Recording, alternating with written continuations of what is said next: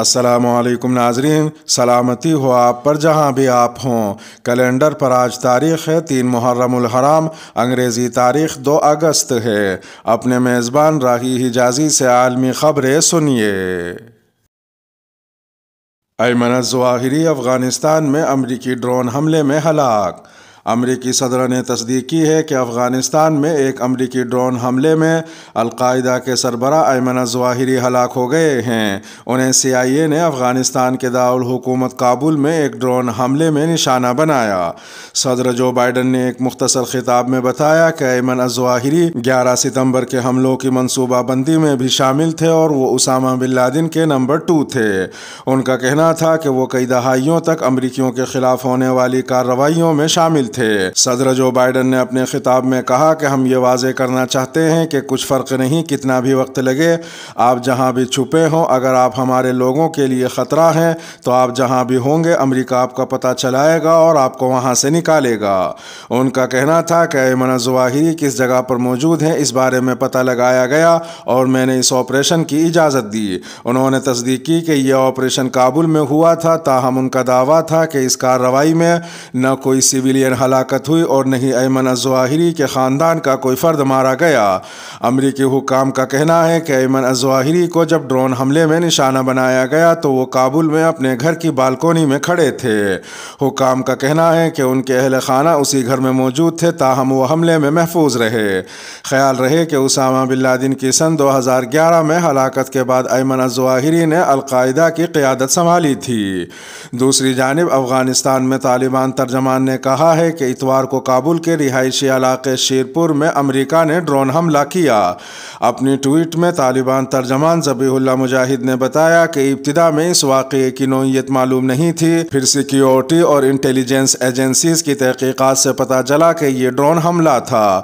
انہوں نے اپنے بیان میں اسے بین الاقوامی اصولوں اور دوا معاہدے کی واضح خلاف ورزی قرار دیا ہے۔ طالبان کے ترجمان نے اسے گزشتہ 20 سال کے ناکام تجربات کو دہرانے کے مترادف قرار دیا اور کہا کہ اس قسم کے اقدامات امریکہ، افغانستان اور خطے کے مفادات کے خلاف ہیں۔ غیر ویکسین یافتہ افراد کو حرمین میں نماز کی اجازت۔ وزارت حج و عمرہ نے غیر ویکسین یافتہ افراد کو حرمین میں نماز اور عمرے کی اجازت دے دی ہے۔ سبق ویب سائٹ کے مطابق وزارت نے کہا ہے کہ حرمین شریفین میں نماز اور عمرہ ادا کرنے کی شرط یہ ہے کہ غیر ویکسین یافتہ افراد اس سے پہلے کورونا کا شکار نہ ہوئے ہوں۔ وزارت نے کہا ہے کہ غیر ویکسین یافتہ افراد نے اگر کورونا کے مریض سے میل جول بھی نہ رکھا ہو تو انہیں حرمین شریفین میں نماز کی اجازت ہے۔ وزارت نے بتایا کہ ایسے افراد اعتمرنا ایپ کے ذریعے عمرہ اجازت نامہ جاری کروا سکتے ہیں۔ ادھر ایک دوسری خبر میں سعودی عرب میں آئلی امور کی ایک عدالت نے بغیر کسی وجہ کے بار بار رشتے رد کرنے پر ایک 22 سالہ سعودی لڑکی کی شادی کا اختیار باپ سے لے کر عدالت کے حوالے کر دیا ہے۔ اخبار 24 کے مطابق سعودی لڑکی نے عدالت سے رجوع کر کے شکایت کی تھی کہ ان کے والد شادی کی راہ میں رکاوٹ بنے ہوئے ہیں۔ ایماندار، دیانتدار اور ہم رتبہ رشتے آتے ہیں مگر انہیں ٹرخا دیا جاتا ہے۔ عدالت سے درخواست ہے کہ وہ والد سے شادی کا اختیار لے کر جج کے حوالے کر دے۔ عدالتی ذرائع کا کہنا ہے کہ عدالت نے مقامی لڑکی کی شکایت سے متعلق تحقیقات کرائیں تو ثابت ہوا کہ لڑکی کا دعویٰ درست ہے اور باپ جان بوجھ کر شادی سے محروم رکھ رہا تھا۔ تمام ضروری ثبوت سامنے آنے پر عدالت نے شادی کا اختیار باپ سے لے کر جج کے حوالے کر دیا۔ عراقی پارلیمنٹ کے سامنے دوسرے روز بھی سینکڑوں افراد کا مظاہرہ۔ عراقی پارلیمنٹ کے سامنے بدعنوانی اور سیاسی بد انتظامی کے خلاف طاقتور عراقی شیعہ مبلغ مقتدیٰ الصدر کے سینکڑوں حامیوں نے اتوار کو دوسرے دن بھی احتجاج جاری رکھا اور دھرنا دیا۔ AFP نیوز ایجنسی کے مطابق مظاہرین نے آنسو گیس، واٹر کینن اور 47 ڈگری درجہ حرارت کے باوجود بغداد کے گرین زون کے سفارتی اور سرکاری عمارتوں کی طرف جانے والی سڑکوں سے کنکریٹ کی بھاری رکاوٹیں ہٹا کر کمپلیکس پر دھاوا بول دیا۔ عراقی وزارت صحت کی جانب سے رپورٹ میں بتایا گیا کہ سیکیورٹی اہلکاروں اور مظاہرین کے مابین تصادم میں کم از کم 100 مظاہرین اور 25 سیکیورٹی اہلکار زخمی ہوئے ہیں۔ واضح رہے کہ عراق میں اکتوبر 2021 میں ہونے والے عام انتخابات کے تقریباً 10 ماہ بعد سیاسی پارٹیوں کے درمیان ہونے والے مذاکرات کے باوجود اب تک نئی حکومت تشکیل نہیں پا سکی ہے۔ ان مظاہرین میں شامل 45 سالہ عبدالوہاب الجعفری جو یومیہ اجرت کے مزدور ہیں، ان کا کہنا ہے کہ اس وقت پارلیمنٹ میں موجود سیاستدان ہمارے لیے کچھ نہیں کر رہے، ہم سب سے بہتری کی امید کر رہے تھے لیکن ہمیں بدترین ملا۔ ادھر اقوام متحدہ کے سیکریٹری جنرل اینٹونیو گوٹریس نے عراق میں مؤثر قومی حکومت کی تشکیل کے لیے پرامن اور جامع مذاکرات پر زور دیا ہے۔ پرنس چارلس کے ادارے کی تحقیقات شروع۔ برطانوی اخبار سنڈے ٹائمز نے اتوار 31 جولائی کو اپنی ایک رپورٹ میں انکشاف کیا کہ شہزادہ چارلس کے prince of Wales charitable fund نے اسامہ بن لادن خاندان کے سرپرست بکر بن لادن اور ان کے بھائی شفیق سے سن 2013 میں عطیات وصول کیے تھے۔ اخبار نے نامعلوم ذرائع کے حوالے سے بتایا کہ حالانکہ چارلس کے مشیروں نے انہیں عطیہ وصول نہ کرنے کا مشورہ دیا تھا، چارلس کے دفتر نے عطیات وصول کرنے کی تصدیق کی ہے، تاہم کہا ہے کہ اس کا فیصلہ شہزادے نے نہیں بلکہ چیریٹی کے ٹرسٹیز نے کیا تھا۔ سنڈے ٹائمز نے گزشتہ ماہ اپنی ایک رپورٹ میں انکشاف کیا تھا کہ شہزادہ پرنس نے قطر کے سابق وزیر اعظم شیخ حماد بن جاسم سے $30 لاکھ نقد قبول کیے تھے۔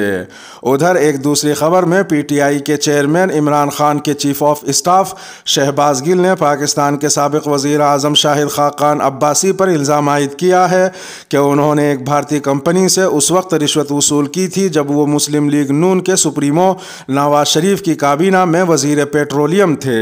شہباز گل نے الزام لگایا کہ شاہد خاقان عباسی نے کنسلٹنسی فیس کے طور پر بھارتی فرم سے 14 ملین پاکستانی روپے رشوت وصول کی اور یہ رقم 1 دسمبر 2016 اور 2 جنوری 2017 کو 3 ٹرانزیکشنز میں ان کے بینک اکاؤنٹ میں منتقل کی گئی۔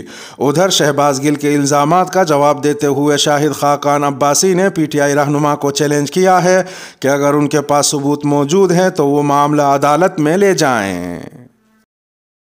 ترک صدر کو نوبل امن انعام کے لیے نامزد کیا جانا چاہیے۔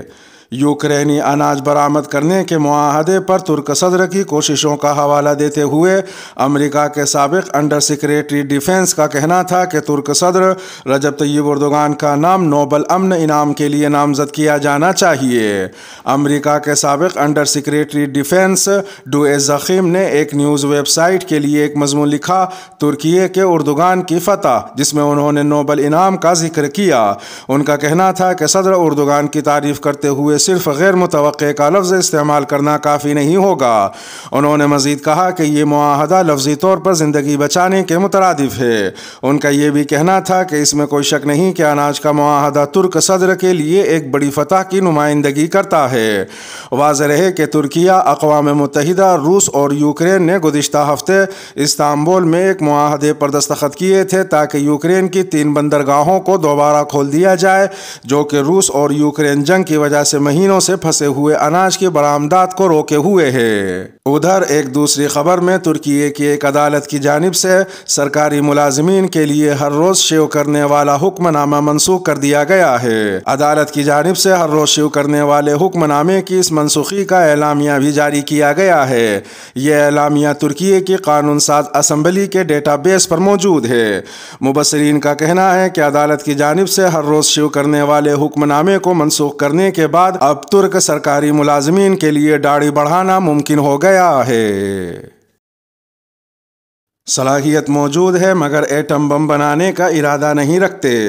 ایران کی جوہری توانائی کے سربراہ محمد اسلامی نے دعویٰ کیا ہے کہ ایٹم بم اور ہتھیار بنانے کی تمام تکنیکی صلاحیت رکھتے ہیں لیکن فی الحال ایسا کرنے کا کوئی ارادہ نہیں ہے۔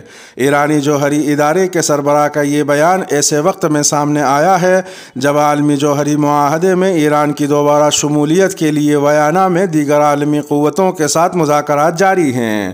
اسی طرح ایران کے سپریم لیڈر آیت اللہ علی خامنائی کے ایک مشیر کمال خرازی رازی نے بھی ایسے ہی ایک بیان میں کہا تھا کہ ایران جوہری ہتھیاروں کی پیداوار میں دلچسپی رکھتا ہے۔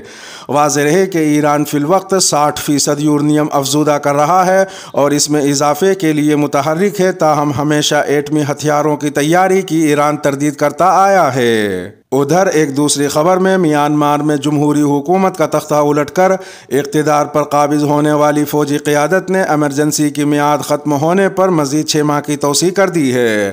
عالمی خبر رساں ادارے کے مطابق میانمار کے فوجی حکمران نے کہا ہے کہ مکمل طور پر امن کی بحالی میں ابھی رکاوٹیں حائل ہیں اور ملک بدستور عدم استحکام کا شکار ہے، اس لیے ملک میں نافذ ایمرجنسی میں 6 ماہ کی توسیع کی جاتی ہے۔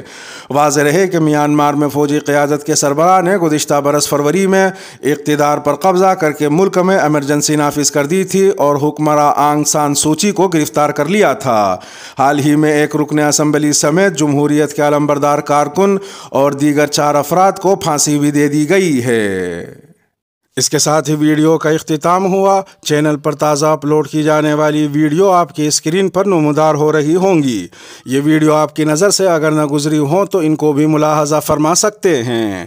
اپنے میزبان راہی حجازی کو اب دیجیے اجازت۔ سلامتی ہو آپ پر جہاں بھی آپ ہوں۔